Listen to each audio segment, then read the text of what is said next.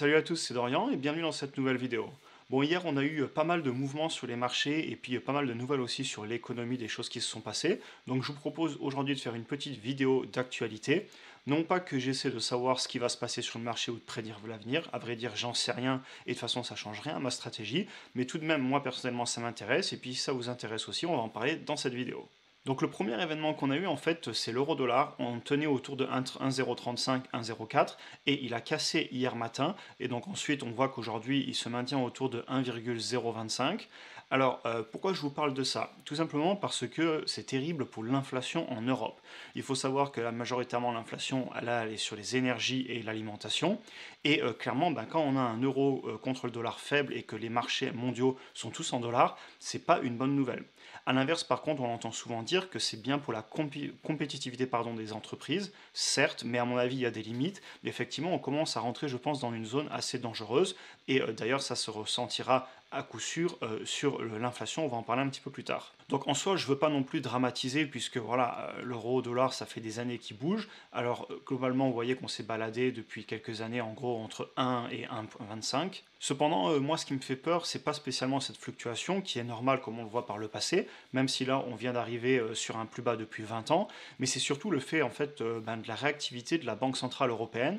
Alors, ça y est, ils ont enfin annoncé qu'ils allaient remonter peut-être les taux en juillet, mais cependant, ils continuent tout de même à acheter des dettes d'État en parallèle des dettes d'État européennes, et du coup, je veux pas être dramatique, et je cherche pas du tout à répandre la peur ou à spéculer là-dessus, mais cependant, ça me rassure pas vraiment parce que ça veut dire que forcément le coût de la vie va augmenter et ça ne donne pas de bons signes, surtout au niveau par exemple d'une récession, parce que si la consommation des ménages baisse et si la rentabilité des entreprises baisse, et bien forcément ça peut impliquer un ralentissement économique. Un autre point aussi dont je veux parler, et ça d'ailleurs on en parlait avec certains d'entre vous la dernière fois sur le Discord, c'est le fait qu'il est super important à mon avis d'avoir de l'argent stocké non pas que en euros, parce que bon si on est en France on a quand même beaucoup d'euros, mais un peu de partout ailleurs. Alors par exemple ça peut être à travers des actifs. Le fait qu'on achète des ETF d'actions aux États-Unis, en Asie ou même partout dans le monde, par exemple avec un ETF monde à dividendes, eh bien ça nous protège énormément parce que déjà on est sur des actifs, donc ce n'est plus des monnaies fiat, et ensuite on est sur plein de devises différentes.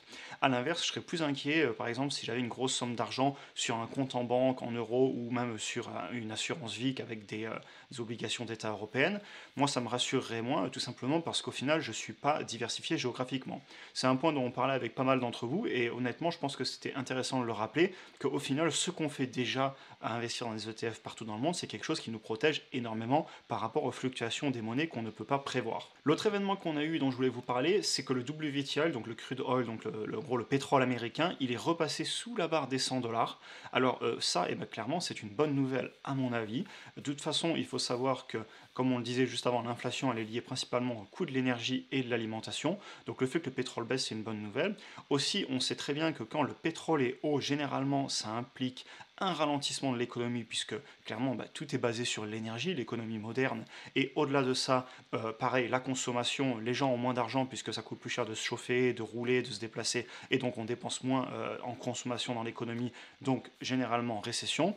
Et donc c'est plutôt une bonne nouvelle. En plus de ça, ça va ne plus rogner, entre guillemets, ou moins rogner sur le pouvoir d'achat des ménages, et donc sur les marges des entreprises aussi, comme on en parlait. Donc je suis plutôt satisfait, ça fait plaisir, et il faut espérer qu'il baisse encore. On n'en sait rien, on ne peut pas prévoir l'avenir, je ne suis pas là pour spéculer, pour vous dire ce qui va se passer, je suis là pour discuter avec vous des faits, de ce qui est en train de se passer, parce que ça me passionne, parce que ça m'intéresse, et puis aussi parce que c'est clairement intéressant d'avoir conscience de ces grands enjeux qui ont clairement des influences sur notre vie, même si on pourrait croire au premier abord que ça n'a aucune influence sur notre vie, bien au contraire. Et je ferai aussi une petite parenthèse d'ailleurs, je revenais sur l'euro-dollar. Le fait que le pétrole baisse, c'est une bonne nouvelle. Par contre, si l'euro-dollar baisse aussi, et nous on achète notre pétrole en dollars, et forcément c'est pas, enfin ça fait un petit peu un contre-effet. C'est-à-dire que oui, le pétrole baisse, mais bon, l'euro par rapport au dollar aussi.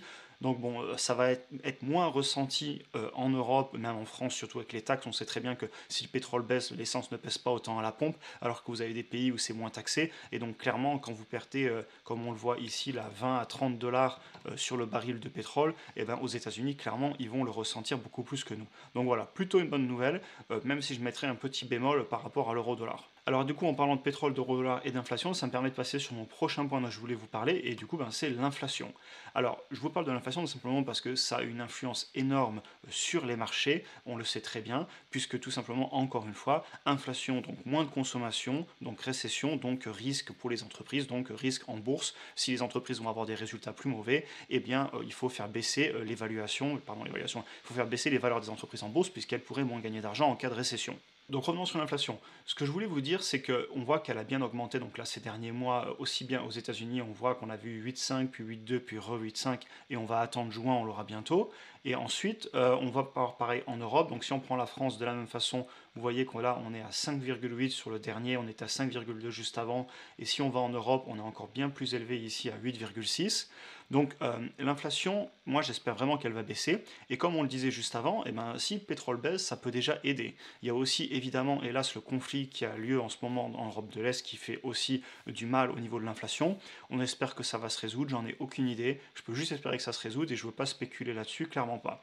Mais donc voilà, ce qu'il faut se dire, c'est que si on venait à avoir l'inflation qui baisse, comme je viens de le dire juste avant, parce que le pétrole baisse, ben, ça peut être aussi un très bon signe pour les marchés, parce que si on a donc ça qui est confirmé. Ce qui peut se passer derrière, ça peut être que les banques centrales, aussi bien la Fed et puis la Banque centrale européenne, peuvent dire qu'on va arrêter de monter de trop les taux, voire même les rebaisser dans 6 mois, dans 1 an.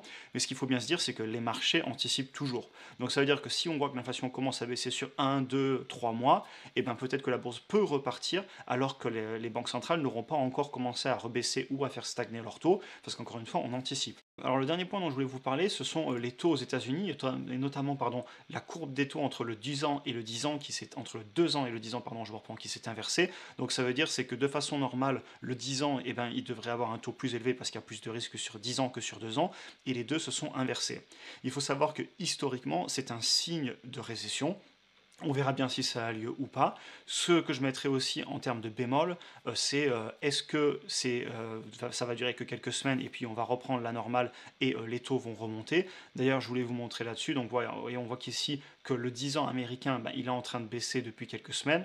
Ça pourrait être que pour quelques semaines, il pourrait très bien remonter. Ça, on ne sait pas. Et honnêtement, faut pas oublier que si la Fed continue à monter ses taux, ben, clairement, ça va peut-être aussi repartir à la hausse. Et de façon aussi, je vous le montrer inversement proportionnelle. Ça, c'est une bonne nouvelle surtout pour les retraités américains. Vu que les taux sur le 10 ans baissent, et bien forcément les obligations, là c'est du 20 ans, mais bon peu importe, elles sont en train de remonter, donc ça c'est plutôt une bonne nouvelle pour les personnes qui ont des obligations. L'autre aussi chose qui est plutôt encourageante si on venait à continuer à baisser sur le 10 ans, c'est tout simplement pour l'immobilier notamment et de façon générale pour la dette. Si les taux réels eh bien, ils baissent, ça veut dire qu'on aura peut-être moins de risques sur l'immobilier aux États-Unis et donc ça peut être plutôt une bonne nouvelle. Donc voilà, j'en ai fini avec tous les points dont je voulais vous parler et du coup je voulais faire une petite conclusion quand même. Alors je sais pas pour vous, mais personnellement j'ai l'impression que le marché en fait il se cherche en ce moment et qu'on est vraiment dans une période d'incertitude. D'ailleurs si vous prenez le Nasdaq et le S&P 500, ils ont fait leur belle grosse correction sur les 6 derniers mois et là depuis peut-être 2-3 semaines globalement on se cherche sur un range. Alors clairement, mais qu'est-ce qui va débloquer cette situation pour qu'on reparte à la hausse ou à la baisse? Eh bien comme on l'a vu dans cette vidéo, pour moi les principaux facteurs évidemment c'est l'économie. Est-ce qu'on va rentrer en récession? Est-ce que l'inflation va atteindre un sommet et va commencer à redescendre? Ça, c'est lié aussi au pétrole. Est-ce que la tendance qu'on a eue sur le pétrole depuis quelques semaines, elle va continuer à baisser? Et aussi, je parlerai plus pour l'Europe. Est-ce qu'on va avoir l'euro qui va rester faible par rapport au dollar? Ou est-ce que l'euro aurait une chance de remonter si la Banque Centrale Européenne prend les choses en main? Et donc ça aussi, ça nous aiderait énormément en Europe sur l'inflation. Et du coup, franchement, toutes ces questions, j'ai aucune réponse. Je ne sais pas. Les marchés nous le diront. Est-ce que le conflit va s'arrêter demain? Est-ce que le pétrole il va retomber ou est-ce qu'il va remonter? De la même façon, si ces événements avaient lieu de façon positive, peut-être que les banques centrales elles vont dans 6 mois, 1 an, repartir à l'inverse, rebaisser les taux, et là on pourrait avoir une énorme remontée du marché, ou est-ce qu'elles pourraient le faire plus tôt que ça? Ou alors est-ce que le fait qu'il y ait tant de liquidités, qu'il y a beaucoup de personnes qui ont pas mal d'argent en cash de côté, et bien tout simplement si l'inflation continue à rester là ou même à monter, ils vont vouloir se protéger, et dans ce cas-là peut-être qu'on arrive sur du TINA, du There is no alternative, et donc dans ce cas-là, dans tous les cas il faut l'investir et ça peut faire repartir les marchés à la hausse. Honnêtement, bah, tout ça, je ne sais pas et j'ai pas envie de jouer à ce petit jeu, j'ai pas envie de vous vendre la peur ou de vous dire les gars, faut acheter maintenant, on est au plus bas ou alors ça va cracher, on va faire moins 30%, je laisserai d'autres personnes faire ça. Alors je sais que c'est bien moins sexy pour YouTube et puis c'est peut-être un petit peu plus ennuyeux parce que bah, j'ai moins de sujets excitants à parler, mais bon, écoutez, c'est pas grave, je reste humble et transparent et du coup, je vous le dis, je continue à acheter les marchés comme vous le savez et surtout je fais ça parce que je me suis déjà prouvé à moi-même que la meilleure stratégie, c'était vraiment de continuer à acheter, même si on est sur un marché baissier qui remonte doucement. Si j'achète tout le long de cette vallée, c'est le plus important. D'ailleurs, je vous avais fait une vidéo là-dessus que je trouve très pertinente. Je vous la mettrai juste dans le coin au-dessus et je vous invite vraiment à aller la voir si ça vous intéresse. Et c'est une vidéo que j'avais surtout fait pour moi-même, pour me prouver qu'au final, il fallait surtout que je continue à acheter, même dans un marché baissier. Voilà, on en a fini pour la vidéo d'aujourd'hui. Si vous voulez aller plus loin, vous avez des liens dans la description. Aussi, si vous voulez voir les prochaines vidéos et que vous êtes nouveau, n'hésitez pas à vous abonner. Je vous souhaite une bonne journée et on se voit dans la prochaine vidéo.